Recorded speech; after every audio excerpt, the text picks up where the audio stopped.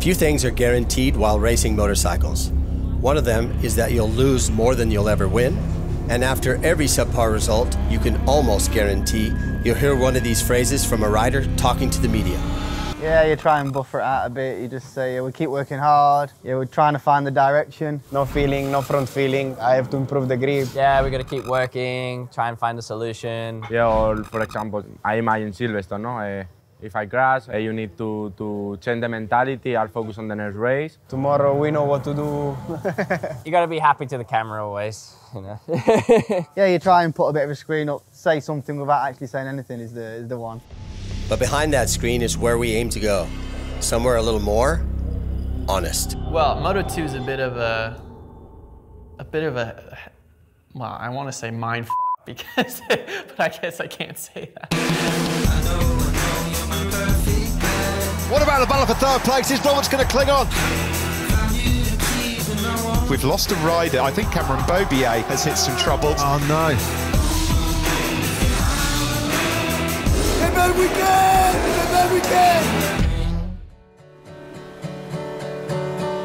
A couple of hours south of Lisbon is the Algarve coast, with dozens of towns on golden beaches, golf resorts, and hundreds of bars and restaurants.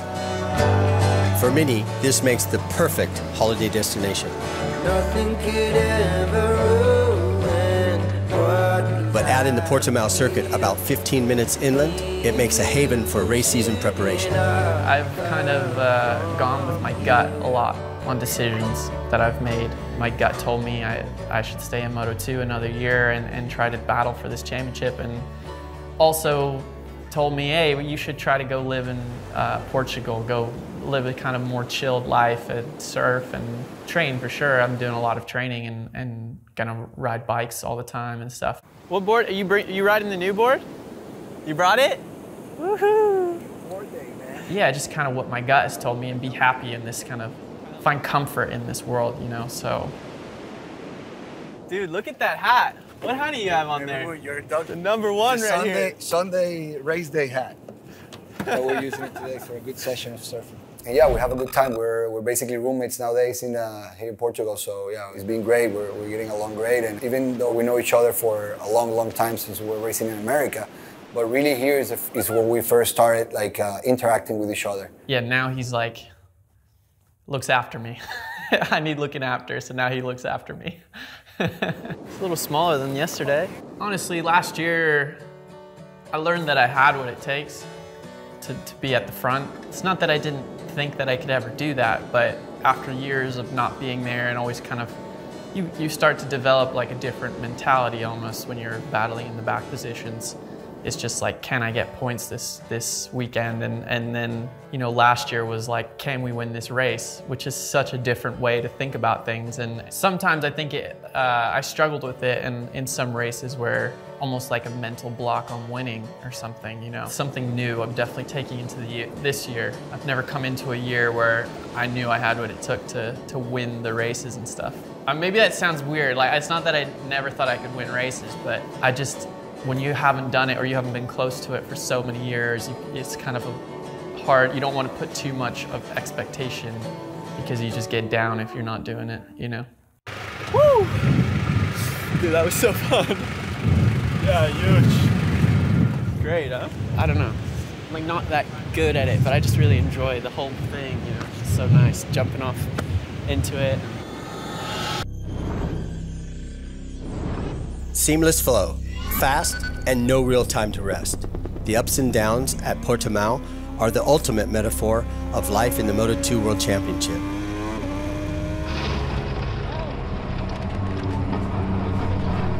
After crashing in the last race back in the desert, our two protagonists will be hoping Portugal will be the venue of starting the climb back up again. I felt really, really good at Portimao the whole weekend. Like starting the weekend, I was in the top 10 in practice. That was one of the places we did a preseason test. And I felt like that was so good for me just to have 2 days on the track and just really learn that track, especially that place, because it has a lot of elevation, a lot of blind corners. So I came into the weekend like ready to go. Cam Beaubier as well has picked up a couple of places. He's right on the brink of the top 10 as well in 11th. I got a pretty good start. I qualified, I think, around 15th or something like that. Got a pretty good start, was inside the top 10. Come on, Cam. Cameron Beaubier is now up into 9th place. He's moved ahead of Sompiat Chantra. That's better. And there's Cameron Beaubier. What a ride this is by the American. Good. Fantastic job here. He needs to get that last split, man. In a half second, he loses in a half second. He's got himself onto the back of that lead group as well. Yeah, excellent from Beaubier. I can't imagine he'll have seen too much of this circuit in his career. So excellent, excellent work. He's getting better and better every time you see him as he adapts to life in Moto2. All of a sudden, I got clipped by someone, and I saw them crash in front of me. I was like, oh my gosh. Oh, a clatter there. That's a racing incident, and unfortunately, Chantra knew nothing about it. Contact between Ogura and Beaubier. It was just hectic, and then, you know, kept going throughout the race. Beaubier, brilliant in 9th place. Yeah, I had a good, you know, battle to the finish with the small group I was in to get my first top 10. Ride relaxed, because when you're relaxed, you're fast and you're flowing. You are aggressive, the time, no. Doesn't come. And remember always to keep breathing, that's key. A top 10 doesn't bring home any trophies, but what it does bring is proof that the improvements are there. And the podium is getting closer and closer. Something that seemed like a guarantee for Joe. The first day started off like amazing. I don't know, I can't remember how much faster I was than everybody else, but and then the second day we tried a couple different things that didn't really give me a great feeling. I don't understand. I don't understand at all. So considering how our first day went, I was a little bit disappointed. Well, hey man, still 3rd row, you know. It's not 7th row, it's 3rd row. You're there. You see the lead, you know? The race, I mean, the race was crazy race, man.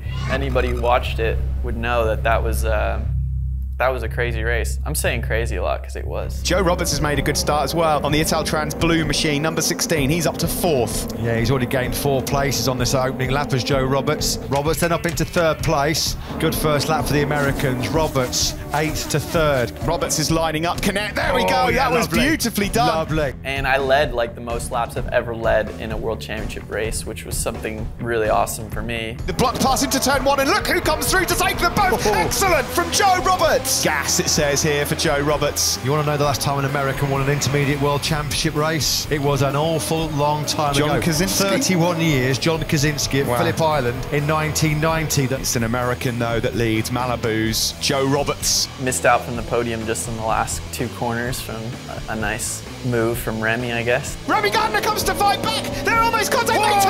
He touches Joe Roberts wide. Roberts won't like that. That was aggressive by Gardner. As Joe went into the second last corner, he kind of just left the door a little bit open, and I was like, you can go for it, I don't care. And just went straight up the inside, and he was trying to close the door, of course, but you know, by that time it was already open and too late, and yeah, it was a nice little touch, but yeah, I got annoyed right after it happened, and then I kind of settled in on the cool down lap. And I can't stand when riders nowadays they get so upset by these little things and people touching, and you know, it's just like, I understand there's some moves that aren't cool, and maybe that wasn't the coolest move, but I mean, if it's clean and not T-bone staking anyone, you know, just keeping it clean and not doing anything dirty, but yeah, a little bit of rubbing's all right. Why not? I just took advantage of you and kind of fighting. That's the only way I did it. I know, man. I tried putting something in that last. I thought I was gonna get both of you. I was like, ooh, he was I don't know, man. Dude, honestly, I thought you were crashing. Like, that's why it freaked me out. I was like, oh, because normally I've had that before, and then someone tumbled over me. I think I'm not stoked about it because I haven't had my chance to kind of give it back yet. Because I thought, all right, next weekend, and then he's really stepped it up. I don't know. I'm torn between the two things, man. Would you have done the same? Oh, I probably would have done the same. I will try to do the same at some point. Yeah, it was good sportsmanship by him after the race, shook hands, and yeah, it was, you know, rubbing's racing, isn't it?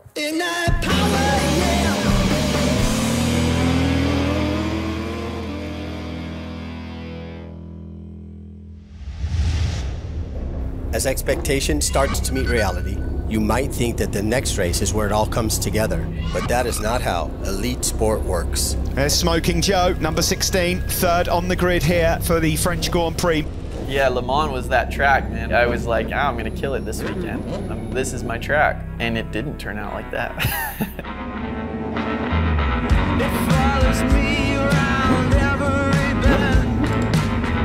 Lights out in France. A good start initially off the line there from Raul Fernandez. Not so much from Joe Roberts. The conditions, it started off a little bit mixed. So everyone was a little bit, nervous, whereas I was fully comfortable and was fine using the same kind of braking markers as in all of this practices. And it's pretty unfortunate. I had such a good feeling that I could kind of take off, and I felt really confident on the bike. I felt the bike was capable of winning, and all I had to do was put in some good times and get ahead of Bezzecchi. I got into second, I think. It's getting spicy at the front of this race. These three now. Joe Roberts sniffs a victory, the man in second, as he closes in on Marco Bezzecchi out front. Contact, front wheel on rear. Roberts goes down into turn 9. His chances of victory are gone. Marco just broke a little bit more than I was anticipating and really stopped the bike in that chicane, and I didn't anticipate that. It was either run into the back of him or throw it down, so I guess I did the what's the gentleman's move, but it didn't really help me out. But Cameron Beaubier, the American, fastest lap of the race. Excellent stuff from him, number 6, 15 laps to go. He won't be winning here in France. There's Beaubier trying to put a move just up ahead on Marcel Schrotter in the battle for 6th place. Beaubier way back in 6th, but a great result on offer there for the American. Come on, Cam. We've lost a rider. I think Cameron Beaubier has hit some trouble. He has. Oh, no. No! Over at turn 3, Cameron Beaubier, it was on to be his best result in Moto2. Hopkins warned me about turn 3 all weekend, and I was like, oh, I feel pretty good through there. Of course, it bit me in the race. And I was just like, man, that one stung pretty good.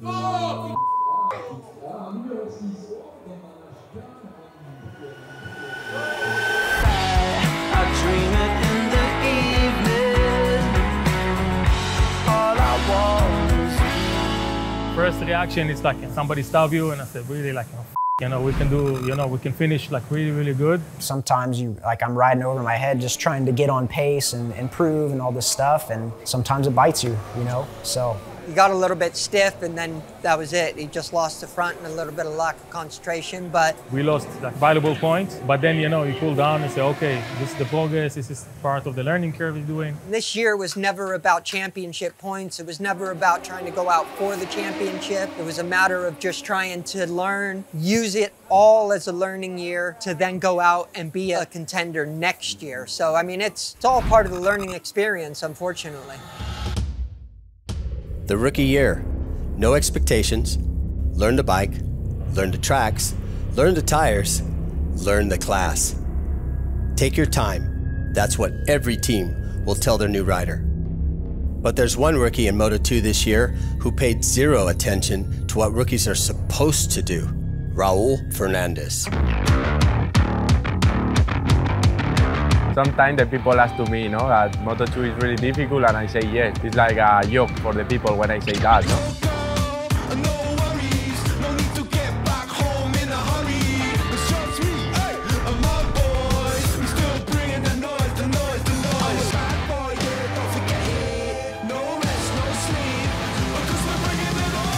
At times when I'm out in practice and stuff like that and I get passed and I'm just like, how are you doing what you're doing? I mean, he's amazing the way he rides the bike.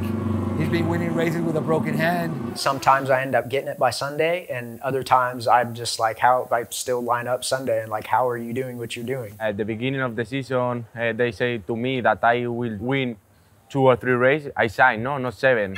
Many years ago, when I was riding the CEV, I went to a test in the Jerez, and Raul and his little brother were there testing with Team Laglis, which is the team I was riding for. That day I saw them and I knew those kids were going to make it far. And when I was seeing Raul on the Moto3 very fast, but not making it in the races, I spoke with him a couple of times, and he knew he had the potential. And now he jumped on the Moto2, and he was like, okay, this is my bike, and he's just making the best out of it, the package. So many riders can win in Moto3 and later coming here, and it's for them, I are really difficult. And in my case, it was opposite. Sometimes Moto2 is really difficult to understand, but the people, I think that 90% of the people think that Moto2 is really easy. And I think that it's really difficult. It's really difficult.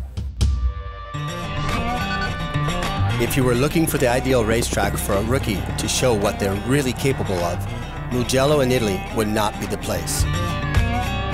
Nestled in the iconic Tuscany hills is a fast and flowing circuit laced with memories of iconic battles in past years. Results here don't come easy for anyone. let alone first-timers. Yeah, just struggled from the start. And that track is already pretty tough to learn as it is. He was nowhere really in terms of lap time, but his actual race pace was amazing. His race pace was really good. What I'm worried about is if there's not enough of it, then like the first touch. I learned the track Friday, and then Saturday was expecting to come to the track and have a lot better day, and it was just not coming. And I was like literally coming in 26th, 27th place, riding as hard as I could, and I was just like, what the heck, man? And I could see that all throughout the weekend, and even though he qualified like 24th or something like that, I think it was extremely positive in that respect. I mean, we always knew this was going to be a tough weekend for Cameron. I mean, when we're down here, it's just like, like, all right, just take a deep breath. But 2 weeks ago, when the bike felt like shit to you still, you were fighting for a top 6. So, it's going to come. It's a lot to work on. I was like, do I have what it takes? Just. But then you did. Yeah, and then Sunday, everything kind of came together. And I said, look, on the grid, Cameron, you will be top 10. I know you'll be top 10 if you go out, do your best. And he laughed at me, actually said it was a joke. So, oh yeah, that'd be great. Like John's just sitting there and he's like staring off into outer space. And he's like, I think you're gonna ride into the top 10 today. And I was like, you're on something, dude, like no way. And sure enough, he went out and he was top 10. And he came in and the first thing he said was, how in the hell did you guess that? And I knew he could be. And I honestly thought about him in my helmet like the last few laps because I saw like my positions kind of coming down on the board and I was like, Beaubier battling through across the line. Beaubier gets 8. What a ride from 26 on the grid. Freaking John. I mean, a lot of things to talk about Mugello, to be honest. A bit of a roller coaster weekend as far as the emotions go. What about the battle for third place? Is Roberts going to cling on? On the Friday, we started off really well. First session, I felt comfortable on the track. It was a track that I didn't get to race the year before on a Kalex. We started FP1, being very, very fast with him. Quite a gap to P2. Yeah, well, first session started off well, and then the second session, man, I had a huge high side. Oh, it was turn 3. Oh, it was a high side. Oh, wow. He was very fortunate to be okay then. It was a big crash, but I mean, I got checked out and I was all good, but. We had to replace the frame, swing arm, everything. So ended up starting the race P10. The Italtrans team look on, hoping that their man Roberts can hold on to the podium. Sunday pulled it together and we had a great race. Lights out, Moto2 here in Mugello. And this is now a podium battle. This is raging on. You know that Roberts will throw the kitchen sink at this, and it's a home race for Bezzecchi as well. What about the battle for third place? Is Roberts going to cling on? Bezzecchi gets some slipstream. The gap between the winners was 100th of a second. It's 100th between Roberts, who does take third place. Get back weekend! Get back weekend! I don't know how nice I can sound by talking about the outcome of Sunday, but Joe Roberts has been demoted, a place for exceeding track limits on the final lap. And that means that prized podium for Roberts is gone, and Bezzecchi will inherit third. Oh, can you believe it? Oh, poor Joe Roberts has me. just been informed by his team that he's been demoted a place, and he didn't even know about it, exceeding the track limits. I think that was what happened on Sunday. Heartbreaking for Roberts. Here we go then. Where was it done? Oh, that is stingy, but it's the rules. That is as stingy as it comes. You've got to feel for this young man though right now. Poor old Joe Roberts. A podium snatched away in the cruelest of circumstances. Millimetres away from his first podium. We're on board now with Marco Bezzecchi. They come out of turn 5. Yeah, I mean, there's nothing that you can say in terms of the rules are the rules. 100%. Everyone knows them, but it's just so harsh when it comes like that, isn't it? A shame for Joe, but he was there and he knows he was there. That's the most important thing, but it's going to be a tough pill to swallow that for a day or two. I celebrated the lap third, and that to me felt amazing. Poor old Joe Roberts thinking he's doing a podium celebratory burnout with Remy Gardner. Not so, after he was punished late on for exceeding the track limit. And something just giving back to the team in a way that they picked me they picked me to ride for this team, and it's an Italian team, and it's not, always normal that they would take a chance on an American rider. So it was based on my, what they saw in me as a rider, so. Yeah, unacceptable. He podiumed that race. For us, he podiumed that race. We just don't have the points or the picture in the podium, but that was a podium for Joe. But anyways, to keep it positive, the whole team was super happy after the weekend, and we felt like we got the podium. So yeah, that's nice for sure, and hoping we can repeat that. After each and every race, there's plenty of riders who go home happy with their weekend. Plenty, or perhaps even more, go home disappointed. But Sunday in Mugello left a similar feeling for everyone, as we were given a stark reminder of the dangers all competitors face. Mugello was kind of a BS weekend because what happened to Dupasquier, he was pretty sad. Joe is a very sensible rider, and when he saw this, you could see him. He was hit by it. He was very shocked. As a rider, when you lose another rider, it's you feel like a part of. It's like they're part of your family. We're all doing the same thing. So it was kind of a hard. Saturday was not an easy day for me. You know, also Sunday as well. But it's kind of like nothing really matters when you come into the box and like you're happy, you know. And then I found out Jason passed thankfully after the race, because I don't know how I'd feel lining up for a race knowing Jason passed. And when anyone gets hurt or you know, seriously injured or you know, fatalities, it really has an effect on riders and your mental kind of state going into it. You really start questioning things. It's tough. I mean, it's tough on all the riders, the entire MotoGP paddock, and yeah, it's just sad. It's just sad. Even for a sport that's 3/4 of a century old, losing a fellow competitor never gets any easier for anyone involved. The only comfort to be found is knowing there's a common passion shared between everyone, and that one of the best ways to honor those fallen comrades is to continue chasing those highs that only sport can bring.